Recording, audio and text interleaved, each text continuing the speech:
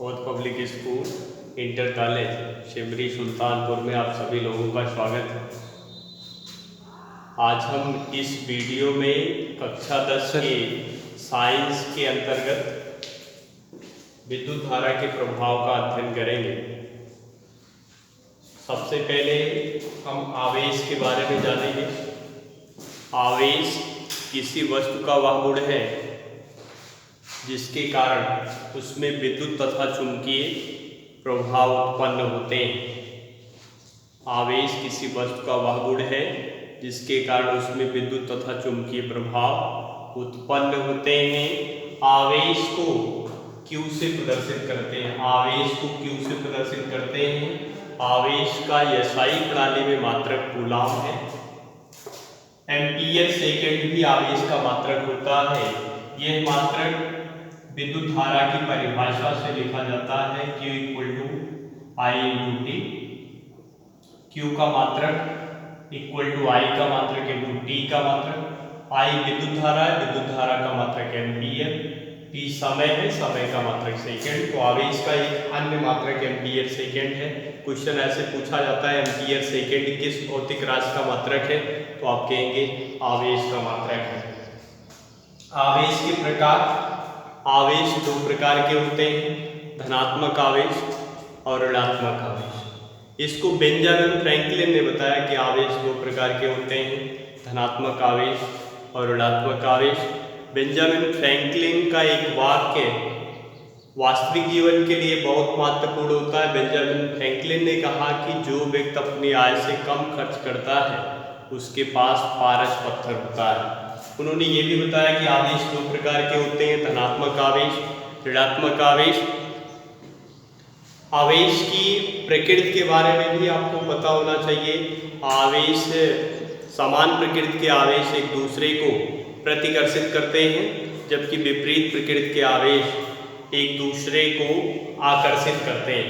इसका मतलब ये हुआ कि प्रोटॉन प्रोटॉन के बीच प्रतिकर्षण बल कार्य करता है, इलेक्ट्रॉन इलेक्ट्रॉन के बीच प्रतिकर्षण बल कार्य करता है, अल्फा कण के बीच प्रतिकर्षण बल कार्य करता है, जबकि इलेक्ट्रॉन तथा प्रोटॉन के बीच आकर्षण बल कार्य करता है।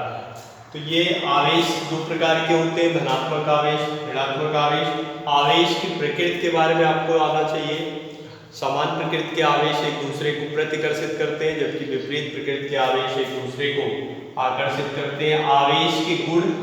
आवेश के निम्नलिखित दो गुण हैं। आवेश संरक्षण सिद्धांत का पालन करता है। आवेश का क्वांटीकरण होता है। आवेश के क्वांटीकरण की परिभाषा भी आप जान सकते हैं। किसी वस्तु पर आवेश की मात्रा e का पूर्ण गुणज होती है, इसे ही आवेश का क्वांटीकरण या आवेश की परमाणुकता कहते हैं। अर्थात Q = Ne। किसी वस्तु पर आवेश की मात्रा e का पूर्ण गुणज होती है, इसे ही आवेश का क्वांटीकरण या आवेश की परमाणुकता कहते हैं। जहां Q = वस्तु का आवेश, Q = वस्तु का आवेश, N = इलेक्ट्रॉनों की संख्या, इलेक्ट्रॉनों की संख्या, E = इलेक्ट्रॉन का आवेश, इलेक्ट्रॉन का आवेश या इलेक्ट्रॉन पर आवेश कह सकते हैं। और आपको ये भी आपके सिलेबस में है, पूछा जाता है इलेक्ट्रॉन पर कितना आवेश होता है, तो E की वैल्यू इलेक्ट्रॉन पर -1.6 × 10⁻⁻19 कूलाम का ऋण आवेश होता है। प्रोटॉन का आवेश अगर पूछा जाए, प्रोटॉन पर +1.6 × 10⁻⁻19 कूलाम का आवेश होता है। अल्फा कण का आवेश प्रोटॉन के आवेश का 2 गुना होता है, अर्थात अल्फा कण पर +3.2 × 10⁻19 कूलाम का आवेश होता है। इलेक्ट्रॉन का आवेश -1.6 × 10⁻19 कूलाम होता है। मिलकर ने सबसे पहले इस बात की पुष्टि की। आवेश का क्वांटीकरण कहने का मतलब किसी वस्तु पर आवेश की मात्रा e का पूर्ण गुणज होती है, या आप ये समझ सकते हैं किसी वस्तु पर आवेश की मात्रा e के पैकेट के रूप में होती है। इसे ही आवेश का क्वांटीकरण या आवेश की परमाणुकता कहते हैं। Q इक्वल टू वस्तु का आवेश, N इक्वल टू इलेक्ट्रॉनों की संख्या, E इक्वल टू इलेक्ट्रॉन का आवेश, इलेक्ट्रॉन का आवेश -1.6 into 10 to power -19 coulomb, proton का आवेश +1.6 into 10 to power -19 coulomb, neutron आवेश रहित होता है। आप ये भी जानते हैं प्रोटॉन और न्यूट्रॉन ये नाभिक के अंदर पाए जाते हैं, जबकि इलेक्ट्रॉन नाभिक के चारों ओर कक्षीय आकृति में चक्कर लगाते रहते हैं। या इसके बाद आप समझेंगे कोई वस्तु अगर धन आवेशित होती है, ये इलेक्ट्रॉनिक सिद्धांत आप समझ सकते हैं। किसी वस्तु का धन आवेशित होना उस वस्तु में इलेक्ट्रॉनों की कमी को प्रदर्शित करता है, तथा किसी वस्तु का ऋण आवेशित होना उस वस्तु में इलेक्ट्रॉनों की अधिकता को प्रदर्शित करता है। अर्थात कोई वस्तु अगर ऋण आवेशित है तो उसमें इलेक्ट्रॉनों की कमी होगी, यदि कोई वस्तु धन आवेशित है तो उसमें इलेक्ट्रॉनों की अधिकता होगी। इलेक्ट्रॉनिक सिद्धांत आपको आना चाहिए। किसी वस्तु का धन आवेशित होना उस वस्तु में इलेक्ट्रॉनों की कमी को प्रदर्शित करता है। किसी वस्तु का धन आवेशित होना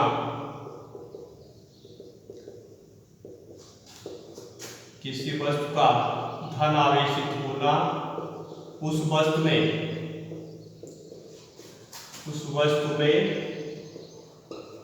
इलेक्ट्रॉनों की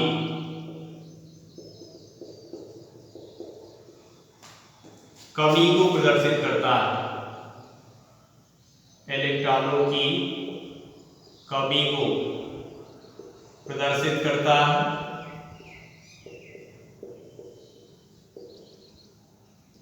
जैसे कहीं लिखा गया है Na+, Na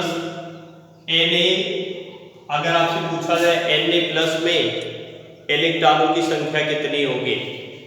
Na ये सोडियम धातु का परमाणु है। सोडियम को मिट्टी के तेल में रखा जाता है या केरोसिन में रखा जाता है, क्योंकि ये वायु के साथ क्रिया करके जलने लगता है। Na सोडियम का परमाणु क्रमांक 11 होता है। इसमें 11 इलेक्ट्रॉन 11 प्रोटॉन होते हैं। अगर आपसे पूछा जाए Na+ में इलेक्ट्रॉनों की संख्या, Na+ में इलेक्ट्रॉनों की संख्या, तो आपको ये बताया गया है कि धन आवेशित वस्तु में इलेक्ट्रॉनों की कमी होती है। जितने प्लस होंगे उतने इलेक्ट्रॉन कम हो जाएंगे, अर्थात Na+ में इलेक्ट्रॉनों की संख्या 10 होगी। या Mg+2 में इलेक्ट्रॉनों की संख्या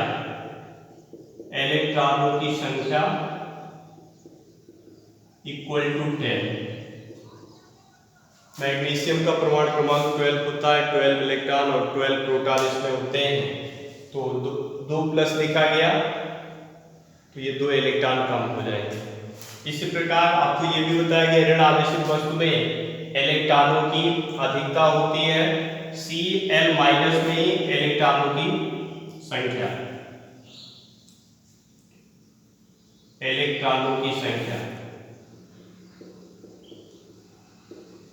Cl- में इलेक्ट्रॉनों की संख्या इक्वल टू 18।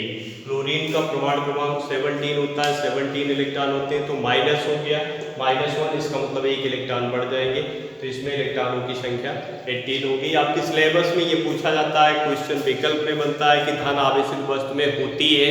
विकल्प में रहेगा इलेक्ट्रॉनों की कमी, इलेक्ट्रॉनों की अधिकता, ना तो कमी ना अधिकता, या इनमें से कोई नहीं। तो आप जानते रहेंगे धन आवेशित वस्तु में इलेक्ट्रॉनों की कमी होती है, जबकि ऋण आवेशित वस्तु में इलेक्ट्रॉनों की अधिकता होती है। ये इलेक्ट्रॉनिक सिद्धांत है। इसके बाद आप पढ़ेंगे, आपके सिलेबस में आवेश के क्वांटीकरण पर न्यूमेरिकल पूछे जाते हैं।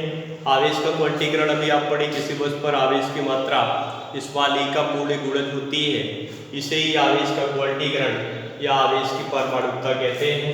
क्वेश्चन ऐसे पूछा जाता है, एक कूलम आवेश में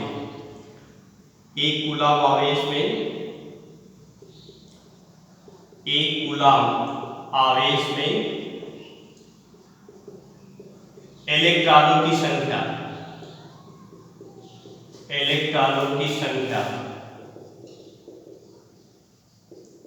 कितनी है, या एक कूलम आवेश कितने इलेक्ट्रॉनों से मिलकर बना है।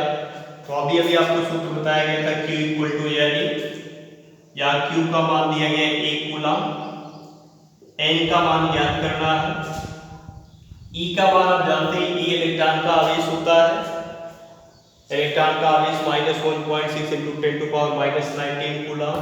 न्यूमेरिकल सॉल्व करते समय आवेश के चिन्ह को नहीं रखा जाता है, क्योंकि चिन्ह जो है वो आवेश के प्रकृति को दर्शाता है। तो ये हो जाएगा इक्वल टू 1.6 × 10⁻⁻19 कूलम। अब सूत्र का प्रयोग करेंगे, आता Q इक्वल टू यानी implied at n equal to Q upon E, n equal to Q upon E। आप जानते हैं n जो है इलेक्ट्रॉनों की संख्या है, Q वस्तु का आवेश, E इलेक्ट्रॉन का आवेश। Q equal to 1 coulomb, 1 coulomb, E equal to 1.6 × 10⁻⁻19 coulomb.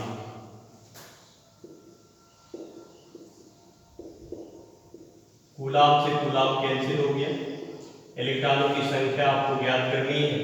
अब 1 को 16 से भाग देना 1.6, तो आप अंश और हर पे 10 से गुणा कर देंगे तो 10/16, और 10 की घात -19 को जब ऊपर ले चलेंगे तो ये हो जाएगा 10 की घात 19। n इक्वल टू, इसको व्यवस्थित करके ऐसे भी लिख सकते हैं 10 × 10 की घात 18/16। n इक्वल टू 10 को 10 से मल्टीप्लाई करेंगे 100/16 × 10⁻18। 100 को 16 से भाग देंगे 16 × 96, 400 दशमलव बढ़ाएंगे 40 हो गया, 16 × 2 = 32, 8 40 80 हो गया, 16 × 5 = 10⁻18 इलेक्ट्रॉन। कभी कभी ये क्वेश्चन न्यूमेरिकल में भी पूछा जाएगा, कभी कभी ये विकल्प में भी सकता है, आपसे पूछा भी जा सकता है एक कूलम आवेश कितने इलेक्ट्रॉनों से मिलकर बना है, या एक कूलम आवेश में इलेक्ट्रॉनों की संख्या कितनी होती है। तो एक कूलम आवेश में 6.25 × 10⁻18 इलेक्ट्रॉन होते हैं, 10⁻18 इलेक्ट्रॉन। कट करिए सर, कितने मिनट का हुआ है।